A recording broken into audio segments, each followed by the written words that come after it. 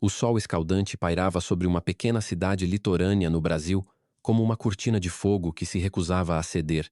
As ruas de paralelepípedos, empoeiradas pelo vaivém dos pés descalços e das bicicletas, serpenteavam pelo coração do mercado central, onde o cheiro de peixe fresco se misturava ao aroma doce de mangas maduras nas barracas. Era uma tarde sufocante, do tipo que fazia o ar tremular acima do asfalto quente e as silhuetas dos barcos pesqueiros, ancorados ao longe, dançarem em miragens. Os moradores se moviam com a lentidão de quem sabia que qualquer esforço rápido seria punido pelo calor. Crianças corriam entre os becos, rindo sob jatos d'água improvisados, enquanto um vendedor de picolés pedalava sua bicicleta, o sino tilintando uma melodia dissonante. A rua principal, ladeada por lojinhas modestas, uma mercearia com letreiro desbotado, uma oficina de motos com portas de ferro enferrujadas e um bar que servia cachaça e conversa fiada desde os anos 70, parecia presa no tempo, um lugar onde as rotinas eram tão certas quanto o nascer do sol. Era nesse cenário que Roberto Carlos, o lendário jogador de futebol brasileiro, saía de uma mercearia na Rua Coral, carregando uma sacola plástica com uma garrafa d'água, um pão francês embrulhado em papel e algumas laranjas que rolavam no fundo. Vestia uma camiseta branca simples, jeans gastos e um boné que projetava uma sombra sobre seu rosto bronzeado, marcado por anos de suor nos gramados. Suas sandálias batiam no chão com um ritmo constante, quase musical. Enquanto caminhava em direção à casa alugada no limite da cidade, um refúgio temporário onde buscava paz, longe dos holofotes, das câmeras e do rugido das torcidas. Aqui, ele não era o homem dos chutes impossíveis, o lateral que fazia a bola dançar como se tivesse vida própria. Era apenas Roberto, um cara comum que poderia passar despercebido na fila do pão ou sentado num banco da praça. Escolhera essa cidadezinha para uma pausa, um respiro onde o peso de seu nome não o seguia como uma sombra. Seus passos eram firmes, mas relaxados, com a postura de quem carrega uma confiança silenciosa, forjada em décadas enfrentando adversários nos campos do mundo. A rua estava quase deserta, exceto por um grupo de garotos jogando bola num terreno baldio e uma senhora que varria a calçada com uma vassoura de palha. Roberto ajeitou o boné, semicerrando os olhos contra o reflexo do sol que ricocheteava nas janelas das casas. Seu plano era simples: voltar para casa, comer algo, talvez assistir a uma reprise de um clássico do Corinthians na TV, antes de dar umas corridas na praia ao entardecer. Era uma rotina humilde, quase monástica, que o mantinha conectado à essência de quem era, além dos troféus e manchetes. Mas a tranquilidade, como ele aprendera ao longo da vida, nunca era garantida. Estava prestes a cruzar a esquina quando sentiu uma mudança no ar, uma tensão que fez seus sentidos se aguçarem, como nos momentos antes de uma cobrança de falta decisiva. Do canto do olho, viu um carro de polícia frear bruscamente ao lado da calçada, os pneus guinchando contra o asfalto quente. A porta do motorista se abriu com uma força deliberada, e dela saiu o tenente Mauro Silva, um homem alto e corpulento, com cabelo preto curto e olhos que pareciam cortar como facas. Seu uniforme estava impecável, quase teatral, e suas botas pesadas ecoavam no chão com um som seco. A mão já repousava perto do cacetete pendurado no cinto, onde também brilhava a pistola em seu coldre. Roberto notou, mas não diminuiu o passo. Já vira homens como esse antes em estádios, em ruas. Em diferentes países, alguns usavam a autoridade com honra, outros como uma arma para intimidar. Silva era claramente do segundo tipo. Seus olhos se fixaram em Roberto com uma mistura de arrogância e desafio, como se procurasse uma desculpa para agir. Roberto continuou andando, a sacola plástica farfalhando levemente em sua mão. Então aconteceu. Foi algo pequeno no início, um esbarrão de ombros ao passarem na calçada estreita, nada além de um acidente trivial. Mas Silva transformou o momento em algo maior. "Olha por onde anda, idiota!" vociferou, sua voz cortando o silêncio da rua como um trovão. Roberto parou virando a cabeça lentamente. "Não foi minha intenção", disse a voz baixa. Calma, sem qualquer traço de confronto. Seus olhos, sob a aba do boné, encontraram os de Silva por um breve instante. Não havia desafio neles, apenas uma serenidade que parecia desconcertar o policial. Mas Silva não queria serenidade. Deu um passo à frente, invadindo o espaço de Roberto com a postura de quem está acostumado a intimidar. "Acha que pode esbarrar num oficial e sair como se nada tivesse acontecido?" rosnou, o rosto a centímetros do de Roberto. A rua, antes tranquila, parecia prender a respiração. Roberto não respondeu de imediato. Conhecia provocações no campo, na vida, e sabia que o silêncio às vezes era mais poderoso que palavras. Mas Silva interpretou isso como afronta. "Qual é o seu nome?" exigiu, a voz mais alta, a mão agora claramente sobre o cacetete. Roberto o encarou, a expressão imperturbável. "Isso não é da sua conta", respondeu, sem elevar o tom, sem se mover. Foi o suficiente. Silva agiu com a rapidez de quem esperava por uma desculpa. Agarrou o braço de Roberto com força, torcendo-o para trás num movimento brusco e treinado. A sacola plástica caiu, a garrafa d'água rolou pela calçada e as laranjas se espalharam como bolas de gude. Roberto se inclinou ligeiramente com a força do puxão, mas não resistiu. Seu rosto permaneceu sereno, quase indiferente. Já enfrentara pressões maiores, em jogos onde a derrota significava mais que um arranhão no orgulho. Isso não era nada. Ainda não. Do outro lado da rua, Ana Ribeiro, uma costureira de 30 anos, parou em seco. Acabara de sair do ateliê onde passava horas enfiando linhas em agulhas para remendar roupas de pescadores e lojistas. Carregava uma bolsa de pano cruzada no peito, as mãos calejadas pelo trabalho. Seus olhos se arregalaram ao ver a cena. Instintivamente pegou o celular no bolso, segurando-o discretamente na palma da mão enquanto começava a gravar. Não sabia quem era o homem que o policial maltratava, mas algo na injustiça daquele momento a fez agir. "Por que está me prendendo?" perguntou Roberto. A voz tão calma quanto antes, mesmo com o braço torcido nas costas. "Por resistir", grunhiu Silva, embora não houvesse resistência alguma. "Por não obedecer ordens e por comportamento suspeito." Roberto não disse mais nada.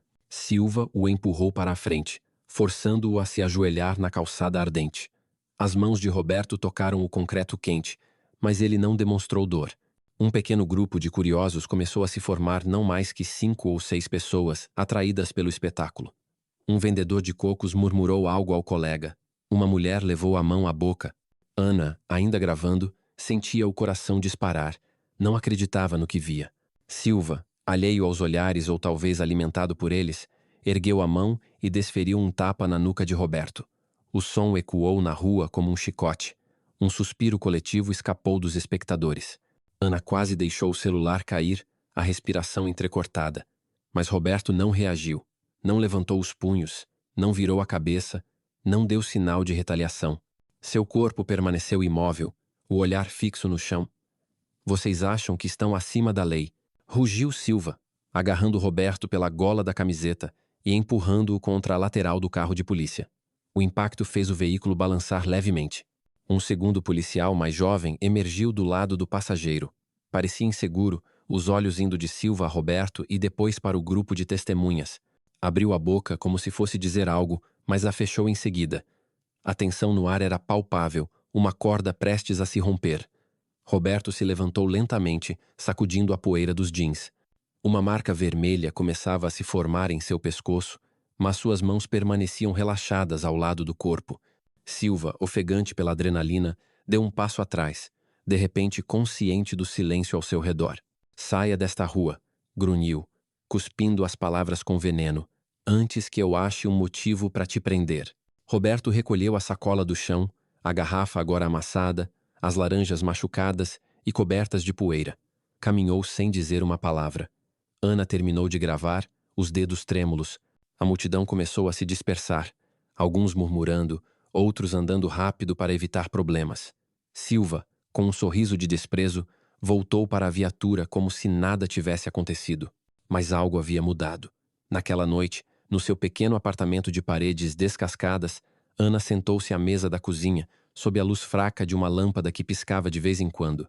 Reproduziu o vídeo várias vezes, aproximando a imagem do rosto de Roberto, da forma deliberada como ele se movia, da calma que emanava mesmo sob o ataque.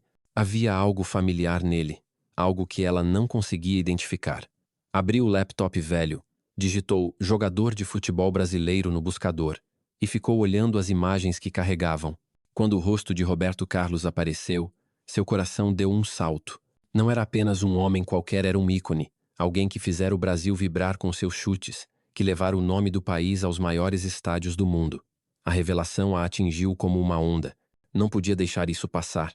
Não dessa vez. Não com ele. Seu celular vibrou com uma mensagem da mãe, perguntando se ela viria para o jantar. Ana não respondeu. Seus olhos estavam fixos na tela. no quadro pausado onde Roberto se levantava, imperturbável, após o tapa. Lá fora, a cidade mergulhava na quietude do crepúsculo, as ruas voltando ao silêncio habitual. Mas algo se quebrara, algo irreversível. O tapa fora público, o vídeo era real, e uma lenda fora atacada. Isso não terminaria ali. Ana respirou fundo e abriu o aplicativo de mensagens. Não conhecia muitos jornalistas, mas lembrava de Lucas Mendes, um repórter local que escrevera sobre desvios na prefeitura no ano anterior. Seu trabalho não chegara às manchetes nacionais, mas ele tinha fama de ser persistente. Ana escreveu uma mensagem curta, anexou o vídeo e digitou: "Isso aconteceu hoje na Rua Coral. Acho que você precisa ver." Hesitou por um momento antes de clicar em enviar, ciente de que estava cruzando uma linha sem volta. Mas a imagem de Roberto, de pé, impassível após o golpe, deu-lhe o impulso final. Enviou a mensagem e deixou o celular sobre a mesa, como se segurá-lo por mais tempo pudesse queimá-la. Enquanto isso, do outro lado da cidade, Roberto estava no quintal da casa alugada, sob a luz tênue de uma lâmpada pendurada num fio exposto. Improvisaram um treino leve, chutando uma bola velha contra uma parede de tijolos. Não era um treino para voltar aos campos, mas uma forma de processar o incidente com Silva. Não ficara surpreso já conhecer homens como ele, que confundiam autoridade com direito, que usavam o poder para esmagar em vez de proteger. O que o mantinha acordado não era o tapa, mas a pergunta sobre o que viria depois. Sabia do vídeo vir a Ana gravando do outro lado da rua, e embora não tivesse falado com ela, suspeitava que ela não ficaria calada. Roberto não buscava atenção nem vingança, mas também não era de cruzar os braços diante do errado. Decidiu que se o vídeo viesse à tona, não se esconderia. Mas, por ora, seguiria como sempre fizera, um passo de cada vez. Na manhã seguinte, Lucas Mendes abriu seu e-mail num quartinho abarrotado que dividia com outros 2 freelancers. O espaço era um caos de papéis, xícaras de café vazias e um ventilador que zumbia sem muito efeito contra o calor. Ao ver a mensagem de Ana, franziu a testa. Não a conhecia pessoalmente, mas o assunto "algo que você precisa ver" o intrigou. Reproduziu o vídeo e, em poucos segundos, inclinou-se para a tela, incrédulo. Pausou no momento em que Silva acertava Roberto, rebobinou e assistiu novamente. "É ele", murmurou para si mesmo. Abriu uma aba no navegador, buscou imagens de Roberto Carlos e comparou. Não havia dúvida. Era ele. Lucas sentiu uma mistura de adrenalina e cautela. Isso não era apenas uma notícia, era uma bomba. Mas também sabia que numa cidade pequena como aquela, bombas podiam ricochetear contra quem as lançava. Respondeu a Ana, pedindo que se encontrassem num café discreto no fim da avenida principal. Quando chegou, Ana já estava lá, sentada numa mesa ao fundo com uma xícara de chá intocada. Tinha olheiras, como se não tivesse dormido. Lucas foi direto. "Você tem certeza de que quer que isso saia? Não é só um vídeo de um policial abusando. É o Roberto Carlos. Isso vai explodir." Ana assentiu, embora sua voz tremesse. "Não posso fingir que não vi. Alguém tem que fazer algo." Lucas a observou por um momento, avaliando-a. Não era uma oportunista nem uma idealista cega. Era alguém que vira uma injustiça e não conseguia desviar o olhar. "Tudo bem", disse por fim, "mas temos que fazer isso direito. Se publicarmos sem contexto, vão enterrar." Naquela tarde, Lucas começou a trabalhar. Carregou o vídeo numa plataforma segura e o compartilhou com um pequeno grupo de contatos confiáveis. Um advogado de direitos humanos, uma ativista local e um colega num jornal regional. As reações foram imediatas. "Isso é enorme", escreveu o advogado. "Precisamos de mais provas de que não é um caso isolado." A ativista sugeriu organizar uma reunião comunitária para discutir o assunto. Enquanto isso, nas redes sociais o vídeo começou a circular organicamente. Alguém o baixara e postara numa página local do Facebook. Em horas os comentários se multiplicaram. "É o Roberto Carlos. Que abuso. Quem é esse policial?" Mas também havia ceticismo. "Isso não pode ser verdade. O cara deve ter feito algo." A polarização era previsível, mas o volume da conversa não. A cidade não estava acostumada a ser o centro das atenções. Roberto, por sua vez, mantinha sua rotina. Não tinha redes sociais ativas nem acompanhava as notícias locais, mas não era alheio ao burburinho que crescia. Ao comprar água numa vendinha, o caixa, um jovem com uma camiseta do Flamengo, o olhou com curiosidade e respeito. "É você no vídeo, né?" perguntou baixinho. Roberto sorriu de leve, sem confirmar nem negar, e pagou pela garrafa. Mas, ao sair, Notou um carro estacionado do outro lado da rua, um sedã preto com vidros escuros. Não se moveu, mas Roberto sentiu olhos sobre ele. Não era paranoia, era instinto, afiado por anos lendo o jogo dentro das 4 linhas. Naquela noite, Ana recebeu uma mensagem de um número desconhecido. Apague o vídeo ou vai se arrepender. Seu coração acelerou. Desligou o celular e fechou as cortinas do apartamento. Não era a primeira vez que sentia medo, mas agora era diferente. Não estava sozinha, mas também não sabia até onde estava disposta a ir. Ligou para Lucas, que a aconselhou a salvar cópias do vídeo em local seguro e não responder às mensagens. Eles estão nervosos, disse ele. Isso significa que sabem que é grande. A ameaça, porém, não era a única preocupação de Ana. No ateliê, suas colegas começaram a cochichar. Algumas a apoiavam, outras a alertavam. Não mexa com a polícia, disse uma costureira mais velha. Eles sempre ganham. Enquanto isso, Lucas investigava. Encontrou registros públicos de reclamações contra Silva, todas arquivadas sem resolução. Uma mulher relatara que Silva a intimidara numa blitz. Um adolescente disse que fora empurrado contra uma parede sem motivo. Nenhum caso prosperara. Lucas também descobriu que Silva fazia parte de uma unidade especial do departamento, vagamente descrita como controle de operações seletivas. Não havia detalhes públicos, mas o nome aparecia em documentos internos que Lucas obtivera anos antes. Era uma pista frágil, mas suficiente para começar a puxar o fio. Roberto, embora evitasse os holofotes, não estava inativo.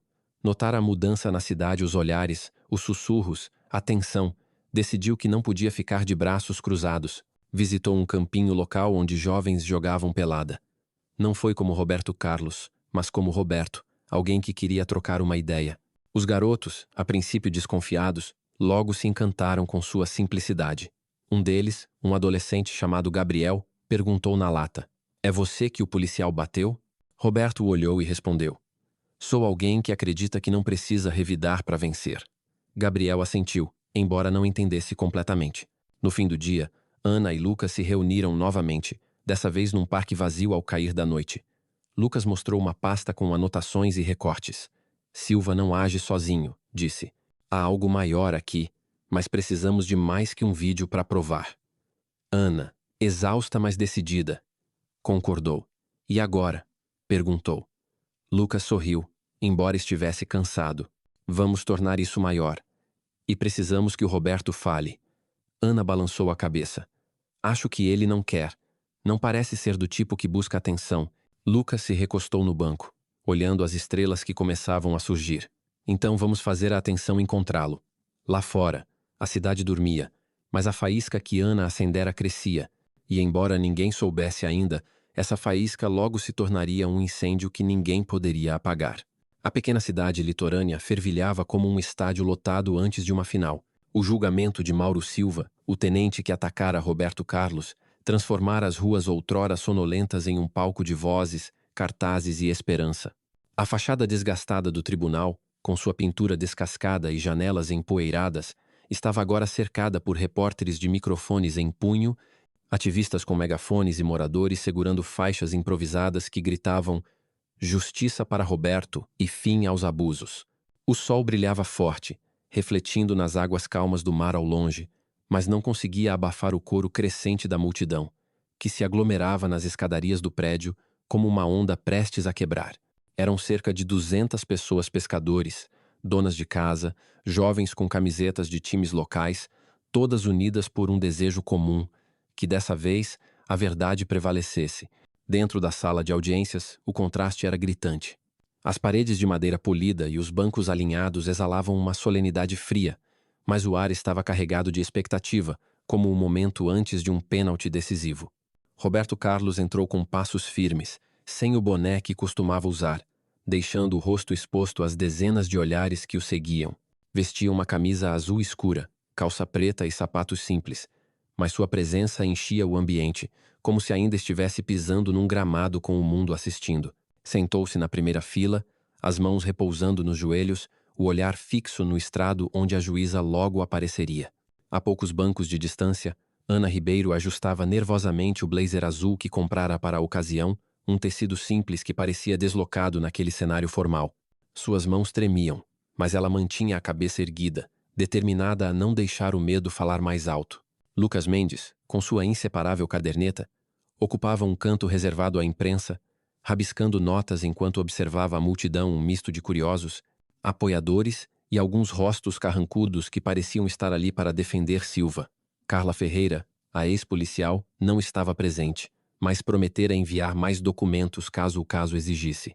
Do outro lado da sala, Mauro Silva, o acusado, parecia uma sombra do homem arrogante que enfrentara Roberto na Rua Coral. Seu terno cinza, apertado demais, dava-lhe um ar desajeitado, e seu rosto pálido evitava os olhos da multidão. Não havia mais a postura de intimidação. Agora, ele parecia um predador encurralado, preso numa jaula que não compreendia. A juíza, uma mulher de cerca de 60 anos, com óculos de armação fina e uma expressão que não tolerava distrações, entrou e bateu o martelo, iniciando o procedimento. O promotor, um homem magro com voz precisa como um bisturi, apresentou o caso com clareza devastadora. Mauro Silva, um oficial com um histórico de queixas ignoradas, atacara sem provocação um cidadão respeitado, um ato capturado em vídeo e corroborado por testemunhas e evidências de uma rede de encobrimento chamada Sombra. A defesa, liderada por um advogado jovem e agressivo, contra-atacou, alegando que o vídeo carecia de contexto, que Roberto agira de forma suspeita ao não se identificar e que Silva seguira o protocolo sob uma percepção de ameaça. Os murmúrios na sala foram silenciados por um golpe seco do martelo da juíza. Roberto foi o primeiro a subir ao banco das testemunhas. O promotor começou com perguntas diretas. Seu nome, seu motivo para estar na cidade, os eventos daquele dia. Roberto respondeu com economia de palavras, a voz grave e serena, como se estivesse narrando uma jogada antiga. Eu estava voltando para casa com uma sacola de compras.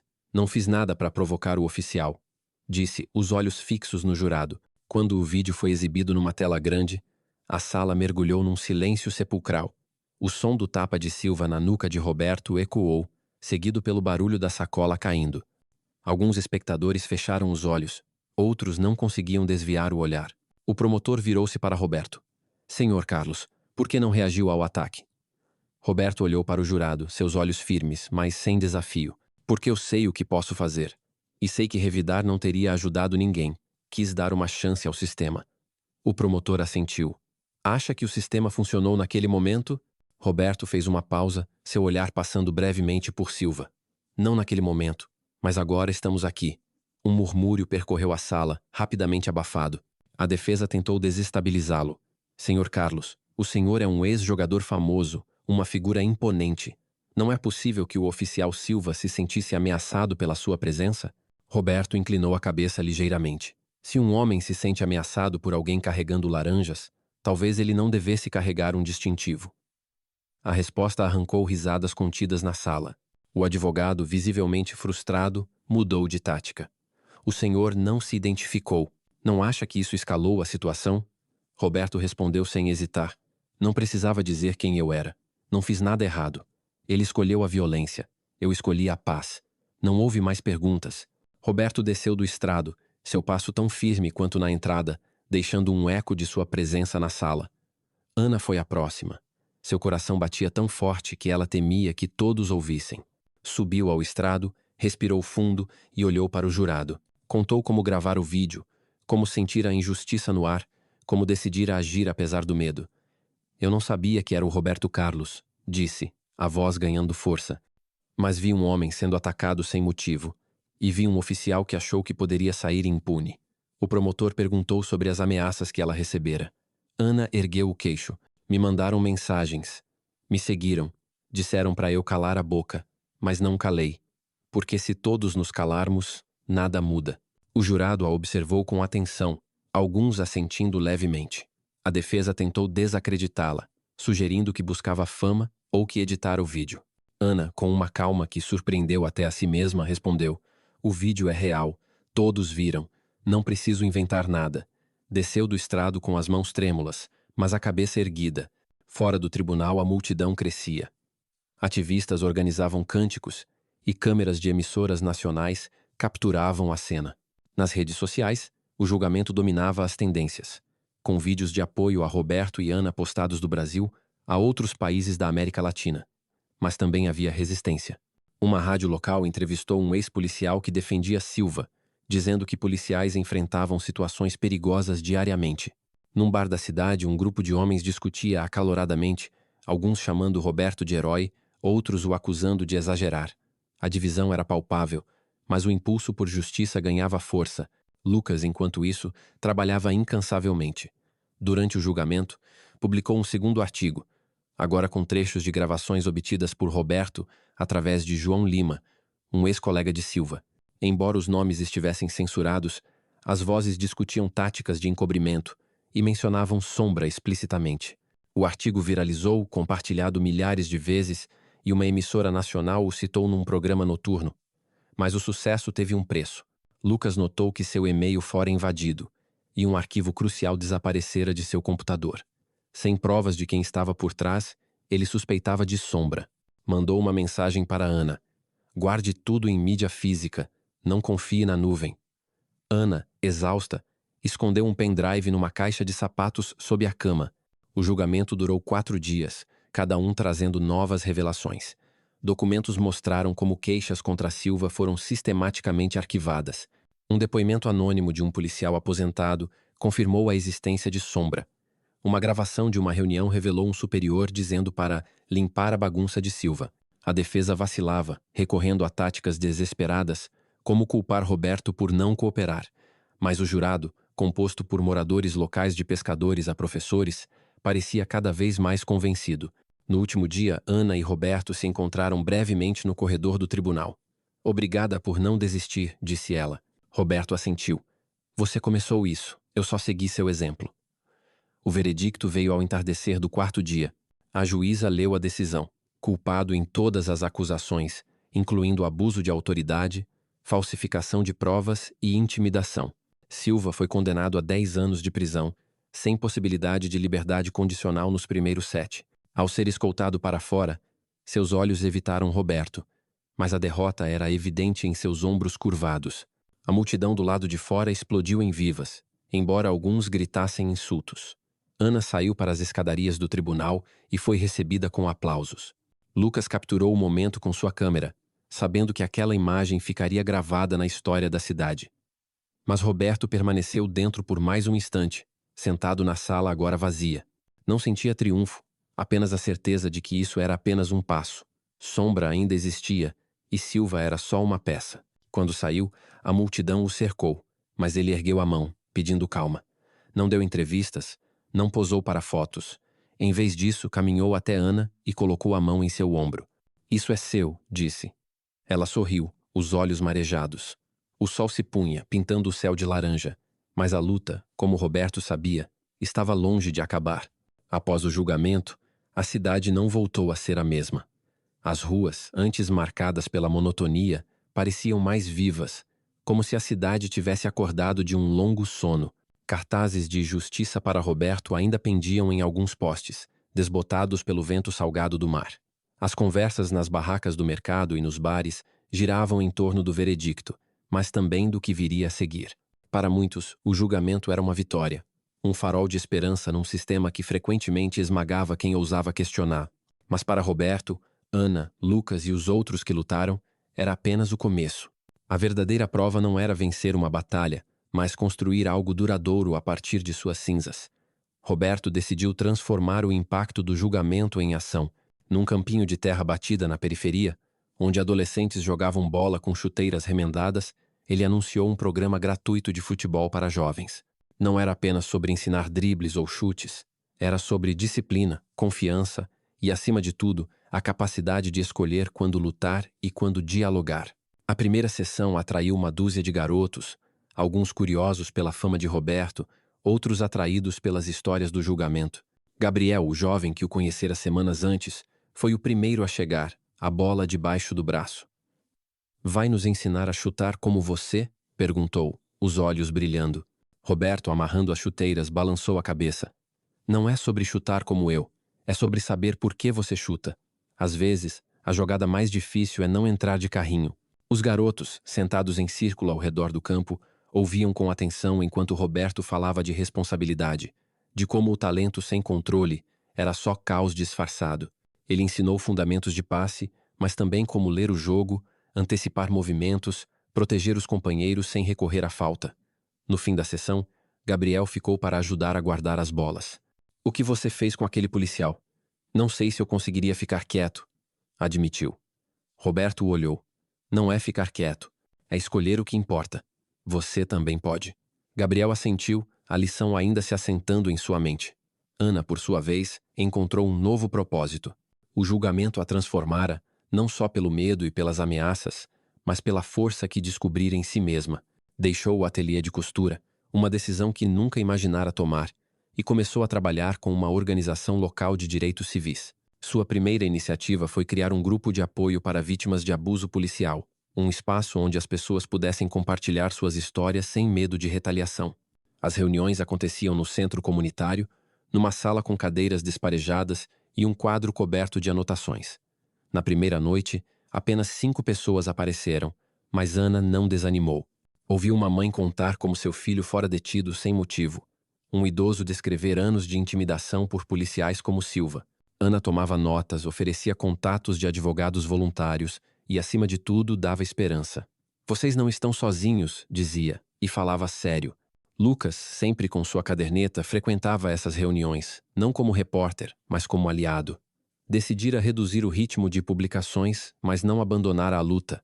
Em vez de artigos sensacionalistas, trabalhava num livro, uma crônica detalhada do que acontecera na cidade, na esperança de que servisse como guia para outras comunidades.